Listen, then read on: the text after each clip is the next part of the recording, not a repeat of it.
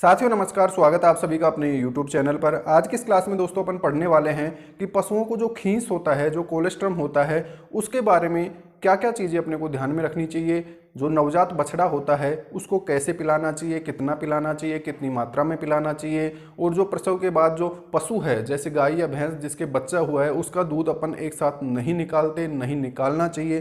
तो इन सब चीज़ों के पीछे क्या लॉजिक होते हैं वो आज की इस क्लास में अपन डिस्कस करने वाले हैं, और अपने एग्जाम में यहाँ से क्या क्वेश्चन पूछे जा सकते हैं वो भी अपन देखेंगे। तो देखिए दोस्तों, आज का अपना टॉपिक रहेगा खींस पिलाना।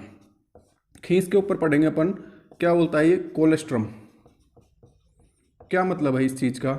तो देखिए कोलेस्ट्रम का मतलब होता है दोस्तों प्रसव के बाद में गाय या भैंस के द्वारा जो पहला दूध दिया जाता है उसे क्या बोलते हैं अपन, कोलेस्ट्रम बोलते हैं। ठीक है, प्रसव के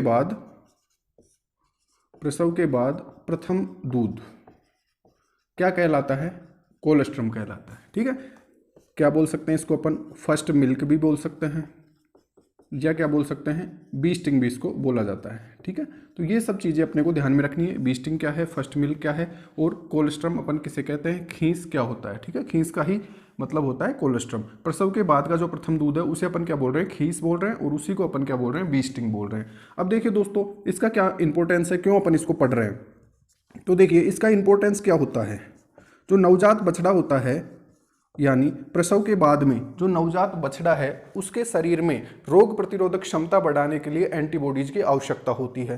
तो अपने दिमाग में ये क्वेश्चन आएगा कि जब वो बच्चा पेट के अंदर था, माँ के पेट के अंदर, तब उसके अंदर, जब माँ के पेट के अंदर था तो उसके अंदर एंटीबॉडीज नहीं आई क्या। एंटीबॉडीज कहाँ से आनी चाहिए थी, माँ के शरीर से। ठीक है, ये माँ का शरीर है, ये क्या है, शिशु है, अंदर का गर्भस्थ शिशु है, गर्भस्थ शिशु। इसके शरीर में एंटीबॉडी कहाँ से आती है, माँ के शरीर में आती है। किसके द्वारा आती है, अपरा के द्वारा। इसे क्या बोलते हैं दोस्तों अपन, नेवल कॉर्ड या अपरा बोल सकते हैं, या प्लेसेंटा बोलते हैं।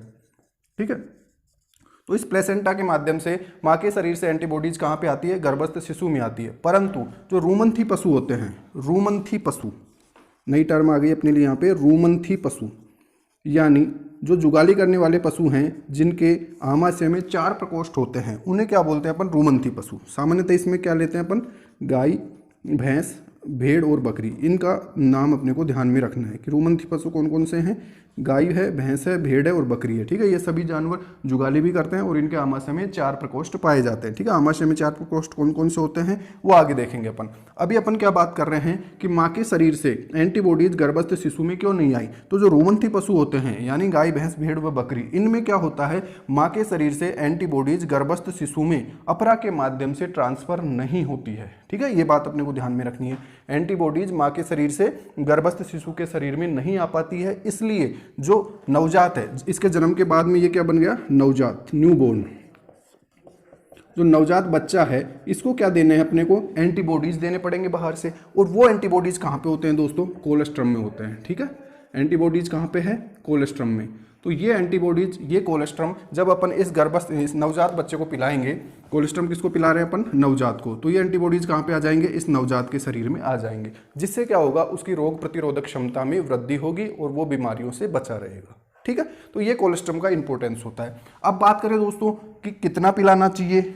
ठीक है, माँ जैसे ही गाय व भैंस की काविंग होती है या बच्चा देती है उसके बाद में उसका पूरा दूध अपन नहीं निकालते। ठीक है, अगर गलती से पूरा दूध निकाल दिया जाता है तो वो गाय या भैंस बीमार हो जाती है, वो बैठ जाती है, खड़े होने में उसको दिक्कत आती है। ठीक है, फिर अपने को पशु चिकित्सक को बुलाना पड़ता है, उसका इलाज करवाना पड़ता है। ठीक है, तो ऐसी स्थिति से बचने के लिए अपने को कभी भी पूरा दूध नहीं निकालना होता है। ठीक है, जो कोलेस्ट्रम होता है उसको पूरा कभी भी नहीं निकालते। अब बात करें कि एक जो बच्चा है, जो नवजात है, उसको कितना कोलेस्ट्रम अपन पिला सकते हैं, कितना पिलाना चाहिए।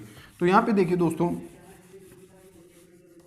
जो बच्चा है, जो नवजात है, उसको, नवजात को शरीर के वजन का, नवजात का वजन, ठीक है, नवजात के शरीर के वजन का 10वां हिस्सा, वजन का 10वां हिस्सा पिलाना चाहिए। ठीक है, यानी अगर नवजात बच्चे का वजन मान लीजिए 15 किलोग्राम है तो उसको कितना कोलेस्ट्रम पिलाना पड़ेगा, 1.5 किलो।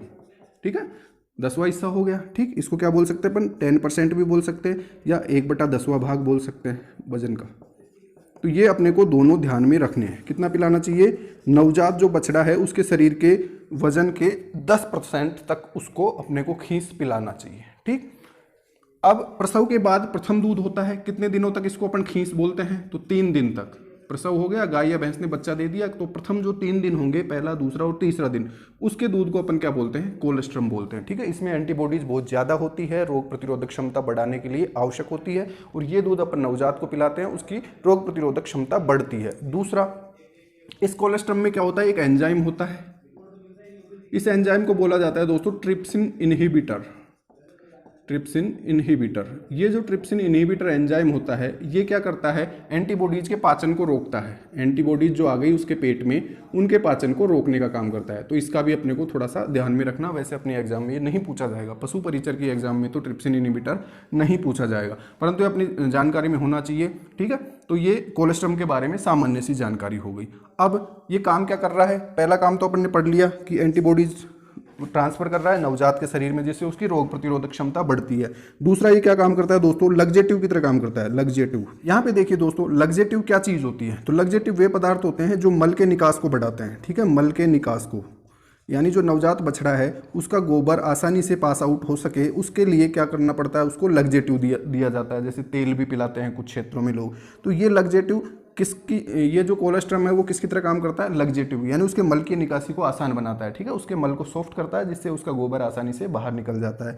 अब प्रथम मल, जो नवजात है उसका प्रथम मल क्या कहलाता है, मेकोनियम कहलाता है। ठीक है, मेकोनियम, ये भी टर्म अपने को ध्यान में रखनी है।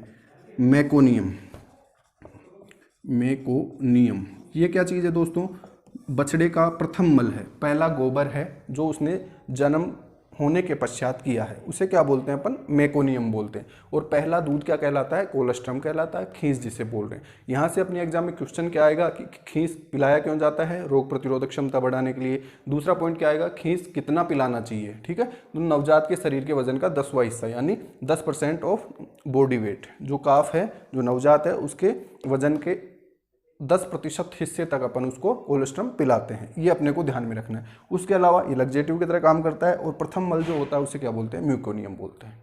तो ये सारी चीज़ें दोस्तों खींच से रिलेटेड है, जो कि अपने को ध्यान में रखनी है।